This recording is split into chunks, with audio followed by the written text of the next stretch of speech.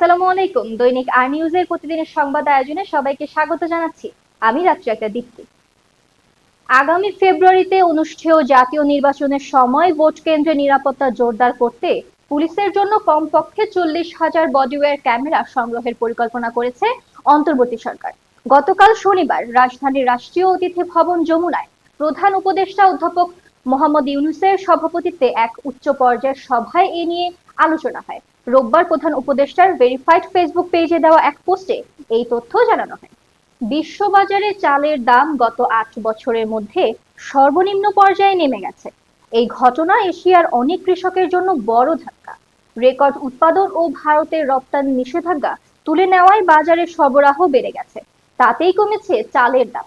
থাইল্যান্ডের 5% ভাগ সাদা চালের রপ্তানি মূল বিশ্ববাজারে মানদণ্ড হিসেবে পরিচিত। এই চালের দাম সম্প্রতি টন প্রতি $372.50 নেমে গেছে।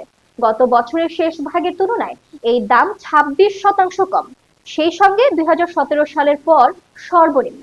কিন্তু বিশ্ববাজারে চালের দাম কমলেও দেশের বাজারে তার প্রভাব নেই। শৃঙ্খলা ভঙ্গ, নৈতিক স্খলন, বিতর্কে জড়ানো সহ বিভিন্ন ঘটনায় 10 জন কেন্দ্রীয় নেতাকে গত 6 মাসে কারণ দর্শানোর নোটিশ দিয়েছে জাতীয় নাগরিক পার্টি এনসিপি। এই 10 নেতার মধ্যে 5 জনই দলের অন্যতম নীতি নির্ধারণী ফোরাম রাজনৈতিক পর্ষদের সদস্য।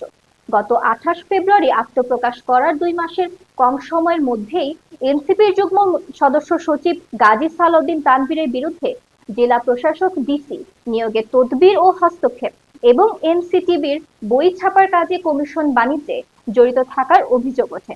এ নিয়ে ব্যাপক সমালোচনার মুখে গত 21 এপ্রিল তানভীরকে দল থেকে সাময়িক অব্যাহতি দেওয়া হয়।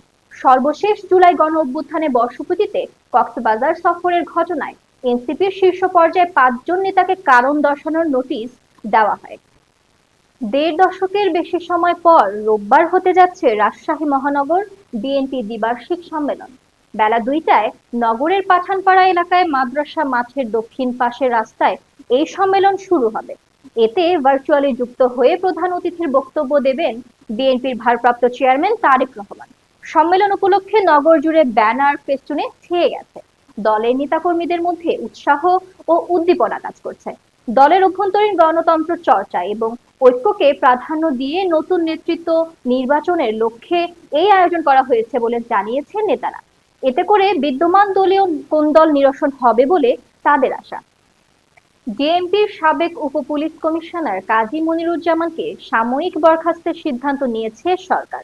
রোববার স্বরাষ্ট্র মন্ত্রণালয়ের দায়িত্বশীল সূত্র এ তথ্য নিশ্চিত করেছে। উল্লেখ্য, বর্তমানে রংপুরের রেঞ্জ ডিআইজির কার্যালয়ে সংযুক্ত ডিএমপির সাবেক উপপুলিশ কমিশনার কাজী মনিরুজ্জামান কর্তৃপক্ষের বিনা অনুমতিতে গত 25 নভেম্বর 2024 তারিখ থেকে কর্মস্থলে অনুপস্থিত রয়েছেন। ফলে সরকারি কর্মসূচি বিধিমালা 2018 অনুযায়ী সদাচরণ ও পলায়নের শাস্তিযোগ্য অপরাধে অভিযুক্ত হওয়ায় ওই তারিখ হতে চাকরি থেকে সাময়িক বরখাস্ত করা হয়েছে তাকে। এবারে আন্তর্জাতিক সংবাদ। রাশিয়ার পররাষ্ট্র মন্ত্রণালয় শনিবার ইসরায়েলের গাজা শহর দখল পরিকল্পনার নিন্দা জানিয়েছে। মন্ত্রণালয় জানিয়েছে, এটা গাজা উপত্যকায় মানবিক সংকটকে আরো খারাপ করার ঝুঁকি তৈরি করবে। খবর এএফপি। পররাষ্ট্র মন্ত্রণালয়ের এক বিবৃতিতে বলা হয়েছে, এ ধরনের পরিকল্পনা বাস্তবায়ন এরই মধ্যে ফিলিস্তিনি ভূখণ্ডে বিরাজমান ভয়ঙ্কর পরিস্থিতিকে আরো খারাপ হওয়ার দিকে ঠেলে দিতে পারে, যেখানে মানবিক বিপর্যয়ের সব লক্ষণই বিদ্যমান। জাতিসংঘের তথ্য অনুযায়ী গাজায় 87% এলাকা এরই মধ্যে ইসরায়েলের নিয়ন্ত্রণে বা সরিয়ে নেওয়ার নির্দেশের আওতায়। সংস্থাটি সতর্ক করে বলেছে, আরো সামরিক অগ্রগতি বিপর্যয় পরিণতি ডেকে আনতে পারে। এবারে খেলার সংবাদ। আরেকটা ইতিহাস গড়ার দ্বারপ্রান্তে আফ্রিয়াদারা। এএফসি অনূর্ধ্ব-20 নারী এশিয়া কাপের বাছাইয়ের 2 ম্যাচ শেষে গ্রুপে এগিয়ে বাংলাদেশ। আর এখন সামনে সবচেয়ে বড় পরীক্ষা দক্ষিণ কোরিয়ার বিপক্ষে শেষ ম্যাচ। জয় অথবা ড্র পেলেই তাদের নিয়ে যাবে এশিয়া কাপের মূল পর্বে। এই টুর্নামেন্টেও আগে কখনো খেলেনি বাংলাদেশ, অর্থাৎ আজকে বাটলারের শিষ্যদের লড়াই হার এড়ানোর। এমন সমীকরণ নিয়েই আজ বিকেল 3টায় বাছাইয়ের শেষ ম্যাচে শক্তিশালী প্রতিপক্ষ দক্ষিণ কোরিয়ার বিপক্ষে নামবে লাল সবুজের প্রতিনিধিরা। এই ম্যাচ নিয়েও আত্মবিশ্বাসী আফ্রিয়াদা পৃষ্ঠারা। নজর জয়ে, তবে হারলেও সম্ভাবনা থাকবে মূল পর্বে যাওয়ার। তবে সেক্ষেত্রে কষতে হবে জটিল অঙ্ক। পরবর্তী সংবাদ দেখার আমন্ত্রণ জানিয়ে শেষ করছি এখনকার আয়োজন। দৈনিক আর নিউজের সাথে থাকার জন্য ধন্যবাদ।